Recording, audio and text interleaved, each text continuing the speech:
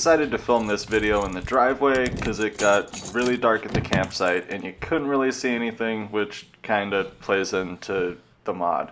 I think it's important to have a flashlight mounted in the same spot because you need to find it in an emergency, you have a rollover accident, your cat walks through the frame.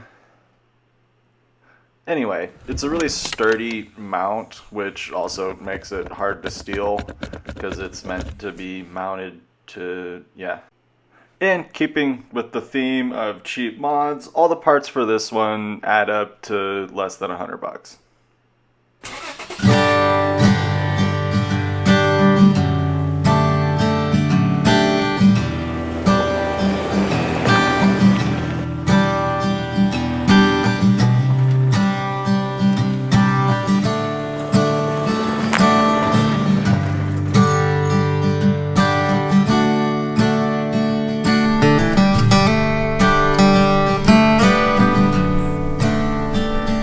Today I'm going to try the turkey dinner casserole by Mountain House. I have really high hopes for this one because one of my favorite times to be outside is in the fall around Thanksgiving, so if this turns out not to suck, that would be pretty awesome.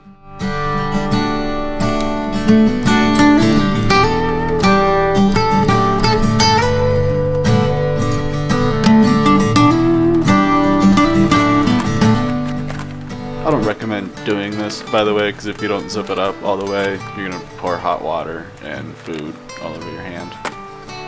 I was shooting while this food heated up and a couple of hippies walked through. They did not look happy. So it looks pretty good. I have really high expectations because my mom makes really good Thanksgiving dinner. So it's freeze dried. See how it stacks up. I think it's definitely going into the rotation.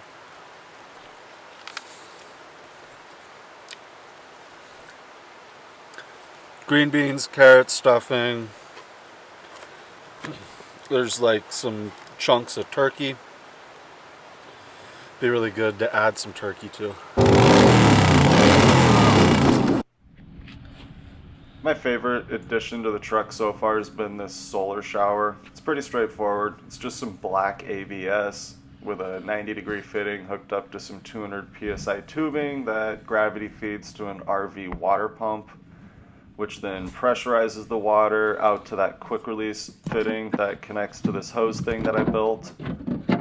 And then I put a switch for it in this box over here that is eventually going to have a cool looking faceplate to house all the switches, but since there's only one in there, for now it's kind of just floating around. I used the start-stop style because I'm going to position the switches so that when the box closes, the lid of the box closes all the switches and nothing stays on while you're driving. Might as well water the lawn. Here's the spray function.